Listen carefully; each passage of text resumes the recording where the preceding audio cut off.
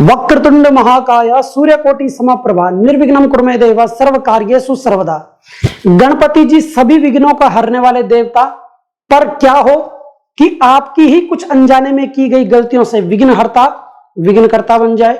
नमस्कार मेरे प्रिय दर्शकों, इस वीडियो में मैं आपको बताने वाला हूं कि अगर आप अपने घर पर इस सावन या भादों में शिव जी के साथ में गणेश जी की पूजा करते हैं या आप अपने घर पर कोई गणपति जी की प्रतिमा स्थापित करते हैं तो उसकी दिशा क्या हो, अगर मूर्ति में कोई डिफेक्ट आ गया है तो उसका क्या करें, कैसे गणेश प्रतिमा आपको अपने घर पर रखनी चाहिए और कैसे ऑफिस में रखनी चाहिए, छोटी से छोटी जानकारी मैं आपको दूंगा। आप इस वीडियो पर आए हैं तो ये बड़ा शुभ समय है इस चैनल को सब्सक्राइब करने के लिए, और साथ में वीडियो को लाइक और बेल बटन को प्रेस करना ना भूले। गणेश जी से रिलेटेड वीडियो है तो कमेंट में श्री गणेशाय नमः जरूर लिखें। जैसा कि आपको पता ही है, भगवान गणेश जी भगवान भोलेनाथ जी और मां भगवती पार्वती के प्रिय पुत्र हैं, रिद्धि सिद्धि के दाता हैं, शुभ लाभ के पिता हैं। भगवान भोलेनाथ जी से इनको प्रथम पूज्य होने का वर प्राप्त है, विघ्नों का नाश करने वाले हैं। सबसे पहले पूजा गणेश पूजा। तो पूजा में जब भी गणेश पूजन करें तो गणेश जी को कभी भी चंद्र ग्रह से संबंधित वस्तुएं अर्पित ना करें, चंद्रमा से संबंधित वस्तुएं भगवान को ना चढ़ाएं, जैसे कि सफेद चंदन, सफेद चावल, सफेद कपड़ा, सफेद फूल। गणेश जी को जब भी चावल चढ़ाएं तो उनको हल्दी से रंग ले, और टूटा चावल कभी भी गणेश जी को ना चढ़ाए, इस बात का विशेष ध्यान रखना चाहिए। गणेश जी को कभी भी तुलसी अर्पित नहीं करनी चाहिए। केतकी का फूल भगवान शिव को प्रिय नहीं है तो उनके पुत्र को भी यह प्रिय नहीं है। केतकी का फूल भूल करके भी भगवान गणेश जी को ना चढ़ाएं। जाएंगे गणेश जी को प्रसन्न करने और कर देंगे रुष्ट। गणेश जी को दुर्वा बड़ी प्रिय है तो 5 या 7 फुनगी वाली 108 दुर्वा गणेश जी को चढ़ाने से गणेश जी बड़े प्रसन्न होते हैं। अब बात करते हैं गणेश जी को किस स्थान पर स्थापित करना चाहिए। तो गणेश प्रतिमा स्थापना के लिए जो सबसे शुभ स्थान होता है घर का मध्य स्थान, यानी कि ब्रह्म स्थान। लेकिन आजकल के परिवेश में यह पॉसिबल नहीं है, तो उसके लिए जो सेकंड सबसे बढ़िया ऑप्शन आता है वह आता है ईस्ट या नॉर्थ ईस्ट। इस जगह पर आप गणेश जी को स्थान दें। भूल करके भी गणेश जी को साउथ डायरेक्शन में या साउथ वेस्ट में स्थान ना दे। अब बात करते हैं गणेश जी की प्रतिमा अगर खंडित हो जाए तो उसका क्या करें। तो जितना जल्दी हो सके उस प्रतिमा को आप अपने घर से हटाएं। यह वास्तु के अकॉर्डिंग नेगेटिविटी को अपनी ओर अट्रैक्ट करता है, नेगेटिविटी को खींचता है। उस प्रतिमा को बड़े आदर से किसी चलते हुए जल में प्रवाह कर दे।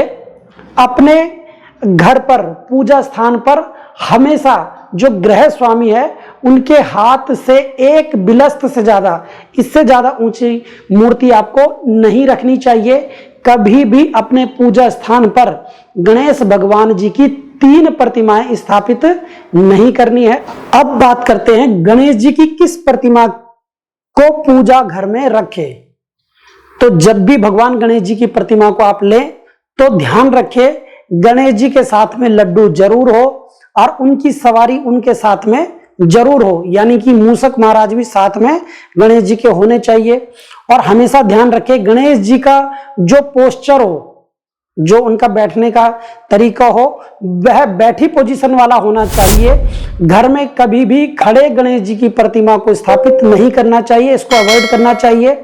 गणेश जी की प्रतिमा लेने से पहले उनकी सूंड पर ध्यान देना जरूर चाहिए। क्या आप लोगों ने अपने शरीर को गौर किया है कि जब भी आप अपनी नाक से सांस लेते हैं तो एक तरफ के छेद से आप ज्यादा हवा इनहेल करते हैं। नाक के बाईं तरफ के छेद को चंद्र स्वर और दाईं तरफ के स्वर को सूर्य स्वर कहा जाता है। और सूर्य और चंद्रमा की प्रकृति आपको पता है, सूर्य गर्म और चंद्रमा शीतल है। तो मैं आपको यही समझाने का प्रयास कर रहा था कि जब भी गणेश जी की प्रतिमा को लें, जब भी भगवान गणेश जी की कोई प्रतिमा आप लें तो चंद्र स्वर वाली तरफ की ले, यानी कि गणेश जी की जो सूंड हो वो बाईं तरफ वाली मूर्ति आपको लेनी चाहिए। बाईं ओर की सूंड अगर लड्डुओं के पास जा रही हो तो ये और भी सोने पे सुहागा वाली बात हो गई, ऐसा समझना चाहिए।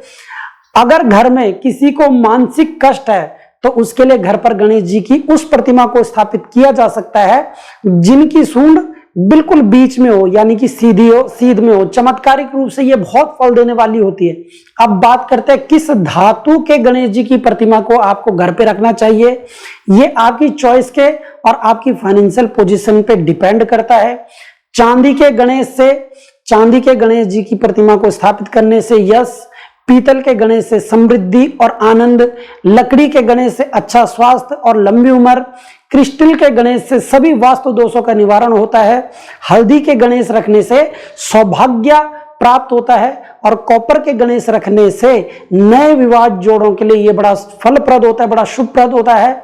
आम, पीपल या नीम के गणेश जी एनर्जी और गुड लक देने वाले होते हैं। गाय के गोबर के जो गणेश बनते हैं सौभाग्य के प्रतीक है। अगर श्वेतार गणेश मिल जाए तो क्या कहने, ये तो सभी वास्तु दोषों को देखते हैं और देखते ही हर लेते हैं।